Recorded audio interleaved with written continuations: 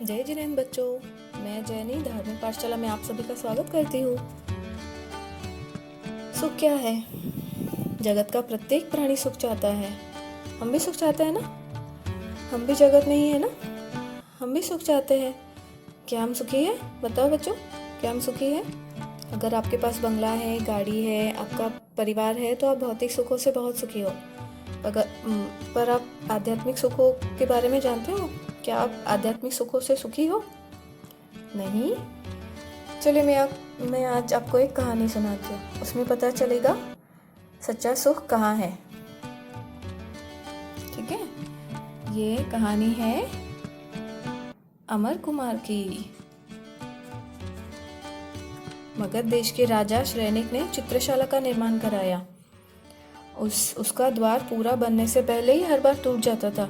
किसी ने राजा को सलाह दी कि 32 लक्षण वालों पुत्र की बलिदानी देंगे तो दरवाजा खड़ा रह जाएगा, पूरा बन जाएगा। श्रेनिक राजा उस समय भगवान महावीर के श्रावक नहीं बने थे।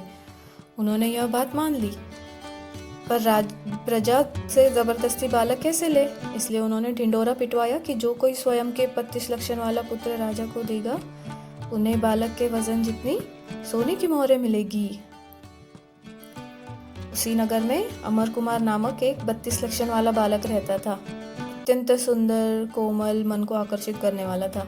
वाणी में मिठास होने से उस पर स्नेह उत्पन्न होता था। उसके गरीब पिता ऋषभदत्त ब्राह्मण को उस पर अत्यंत प्रेम था। अमर कुमार की माता मन में बुरा विचार आया। राजा के ढिंडोरे की बात सुनकर जिसके घर में खाने को कुछ नहीं हो, किसी के प्रति नाराजगी हो, तो कुविचार उत्पन्न होना लाजमी है। वैसे ही अमर कुमार की माता को विचार आया, यह अच्छा अवसर है, अमर कुमार का कांटा भी निकल जाएगा। यदि उसे राजा को दे दो तो हमारी गरीबी मिट जाएगी और एक बला भी टल जाएगी। ऋषभदत्त घर में खाने की सामग्री न होने से भोजन की चिंता कर रहा था। उसने पत्नी से आकर कहा, तुमने ढिंडोरा सुना? बात में कोई रस नहीं है, सिर्फ कहा है। ब्राह्मणी बोली, तो फिर क्यों उठते नहीं? भूख का दुख अब सहन नहीं हो रहा है। ऋषभदत्त से महारानी बोली। स्वर्ण मुद्राएं तो 32 लक्षण पुत्र के बदले में मिलेगी, मुफ्त में नहीं। ब्राह्मण समझा नहीं। ऐसा समझकर ब्राह्मणी ने स्वयं को पापी विचार प्रकट किया। हमारा अमर है ना, उसे दे दो, बदले में अच्छे पैसे मिल जाएंगे। यह सुनकर ब्राह्मण को धक्का लग गया। सोने जैसा बेटा कैसे दिया जाए? अंत में मन को मानकर ब्राह्मणी की बात मान ली। ऋषभदत्त ने स्वयं प्रिय बेटे को राजा को सौंप दिया। अमर कुमार के माता पिता माने नहीं और अमर कुमार के बदले में स्वर्ण मुद्राएं ले आए। लोग उनकी निंदा करने लगे कि कैसे माता पिता है, जीवित है या राक्षस है, जो धन के खातिर अपने सुंदर पुत्र की बलि चढ़ा रहे हैं। धिक्कार है उन माता पिता पर। जिस चित्रशाला में अमर कुमार की बलि देने जाने वाली थी वहां अमर कुमार को लाया गया। जहां अग्नि की ज्वालाएं धधक रही थी, लोग इकट्ठे हुए थे। लोग कह रहे थे, ये कैसा अनर्थ है, राजा में दया ही नहीं। राजा को कहने की किसी को हिम्मत नहीं थी।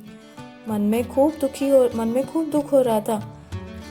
कैसा विचित्र संसार है। किसी को जिस बात का दुख है, वही बात दूसरे के लिए खुशी का कारण है। राजा सेवक अमर कुमार को लेकर चित्रशाला में उपस्थित हुए। अमर कुमार की आंखें तो रो रो कर सूज गई थी, पर अब यह रोना या ना रोना एक समान ही है। जहाँ माता पिता ही दुश्मन बन गए, वहाँ दूसरा कौन सहायक बनेगा? मरने के सिवा और कोई उपाय नहीं है। अमर कुमार स्वस्थ होने का प्रयत्न करने लगा। विचार करते करते अचानक उसे जैन मुनि का नमस्कार सूत्र सिखाया हुआ याद आ गया। यह मानो कि डूबते हुए को नाव मिल गई हो, बेसहारे को सहारा मिल गया हो। उसे अत्यंत आनंद हुआ। मन को मजबूत करके एकाग्र चित्त से, श्रद्धा और भावभक्ति से नमस्कार सूत्र का स्मरण करने लगा। स्मरण करते मानो अमर कुमार ठंडी और सुगंधी पानी के हौद में प्रवेश करते हैं, जैसे आग में प्रवेश कर दिया। अचानक राजा श्रेनिक चक्कर खाकर नीचे जमीन पर गिर गए। बेहोश हो गए। मंत्री उन्हें होश में लाने की कोशिश करने लगे। वैद्य भी आए, उपचार भी करने लगे, लेकिन उससे कोई फर्क नहीं हुआ। सबके मन में यही लगा कि निश्चित अमर कुमार को दुख दिया, इसी का बदला मिला है राजा को। अमर कुमार तो जलती चिता में कोई योगी जैसे नवकार गिनते ध्यान करके बैठ रहा है। सबको लगा कि इस बालक में बहुत शक्ति है। इस तरह सुलगी हुई चिता शांत हो गई, पर अमर कुमार को थोड़ी सी भी आँच नहीं आई।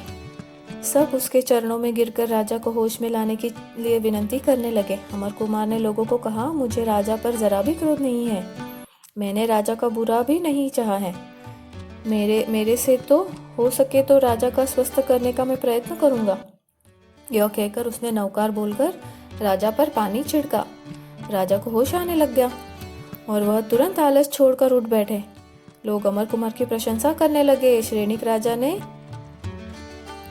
उसको गले से लगाया और कहा, हे वत्स, मुझे माफ कर दो। तू जो मांगेगा मैं वह तुम्हें दूंगा। अमर कुमार ने कहा, हे राजन, मुझे कुछ नहीं चाहिए। मेरे पास तो मेरा नवकार मंत्र ही है। वह श्रेष्ठ है, संसार के सभी दुखों को नाश करने वाला है, अनंत सुख देने की इसमें शक्ति है। उसे लगा कि पूरा संसार स्वार्थ सगा है। खुद माता पिता भी ऐसे संसार की असारता जानकर अमर कुमार ने वैराग्य साथ दीक्षा ली और सब दुखों को अंत कर दिया।